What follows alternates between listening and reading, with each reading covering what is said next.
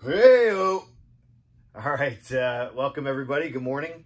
Welcome to this April Fool's edition of physics. I don't really know what that means for you, but 12-week exams are canceled, Not really.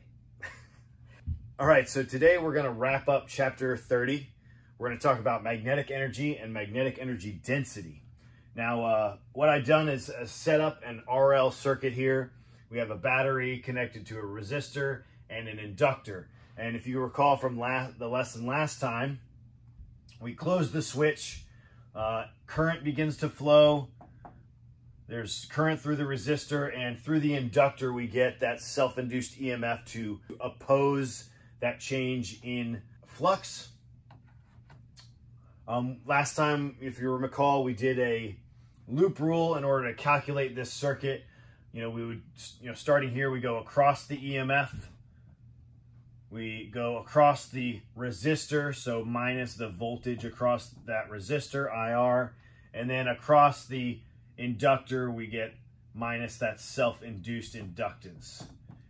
And then we're back to where we began. We set all that equal to 0. Okay, so I'm going to rearrange this expression for a minute. I got the EMF is equal to IR plus L di dt. Now, we did the loop rule. It works because it's about conservation of energy. Essentially, what we're saying is that the amount of energy that the battery puts into the circuit is the same amount of energy that the resistor changes to thermal energy and some amount of energy that's in the inductor. What I want to do is examine these terms. I want to multiply both sides by I. Okay, when I multiply both sides by current, I get a I squared there, and then I get another independent I there. All right, and I want to talk about these three terms. All right, this first term, all right, we could write that as the EMF times the definition of current, which is dq dt. All right, what we're saying there is that this term is the amount of work done by the battery in a certain amount of time in order to move the charge across the difference in potential of the battery terminals. Okay, so this is the amount of work done by the battery on charge in a particular amount of time. It's the rate of work on charge. Okay, that's got to be equal to I squared R. And if you recall this from circuits, this is merely the rate of energy dissipation in the resistor to thermal energy, right? That was the power of the resistor, I squared R. It's the energy dissipation rate through the resistor, okay? And then finally, we have this term, right? Plus L I di dt. What that means is whatever the energy that existed over here that didn't get put into thermal energy by the resistor must be left over in the inductor. We have all the energy given by the battery. Some of it is taken into thermal energy. The rest of it is in the inductor. And since the inductor produces a magnetic field, that's the rate of energy that's stored in the inductor. Okay, this is the rate of energy stored in the inductor's magnetic field. Okay, so what I'm going to do is I'm going to take this term. This is the one I want to examine, right? And we're going to set that equal to a rate of energy. Now, I'm going to call this energy U sub B. That's magnetic potential energy.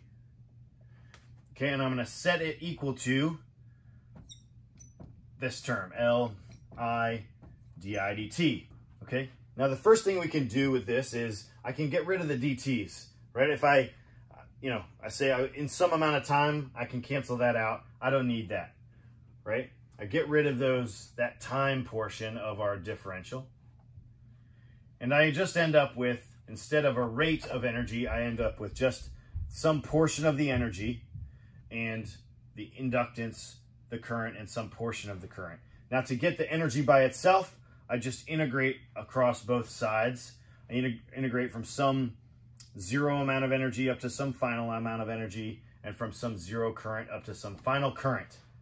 Okay?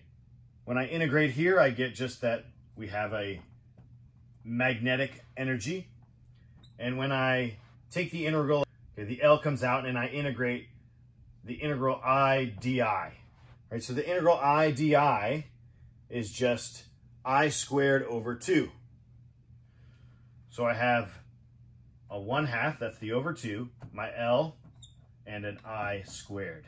This is our expression for the magnetic energy stored in an inductor. Okay, if you recall from capacitance, we talked about the electric energy stored in a capacitor. It had the form 1/2 CV squared.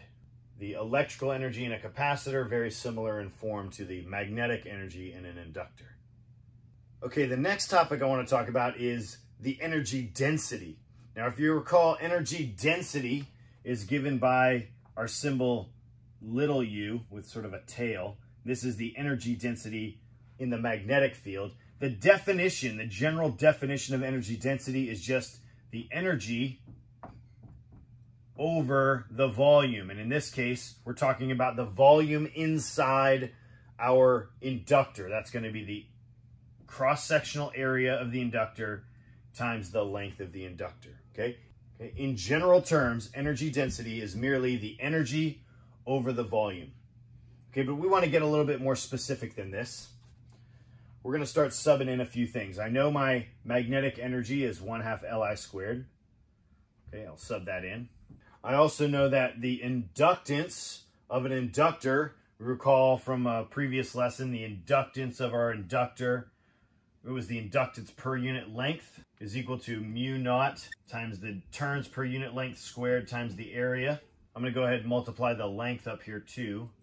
Get rid of this, so that's our inductance. Okay, I can sub that in.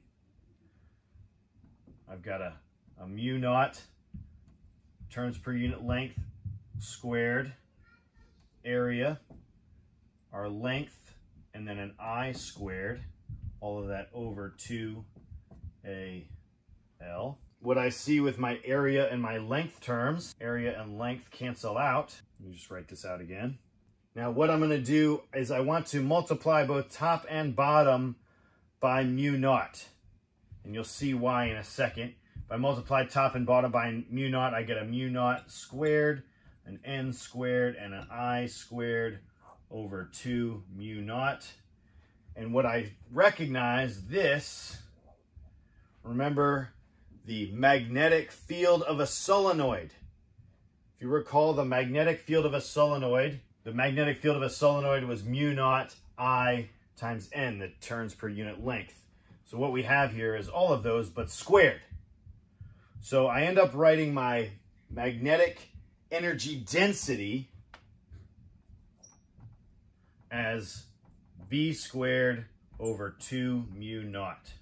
If you again recall back to capacitors, remember our energy density for the electric field of a capacitor, we have very similar forms for the energy density. We have the electric field squared, magnetic field squared. We have a 1/2 term, and then, you know, this is epsilon naught. Obviously, this is 1 over mu naught, but very similar in form. Okay, any questions? Let me know. Have a great day. Oh, remember, smash that like button, all right? Be sure to subscribe. Take care.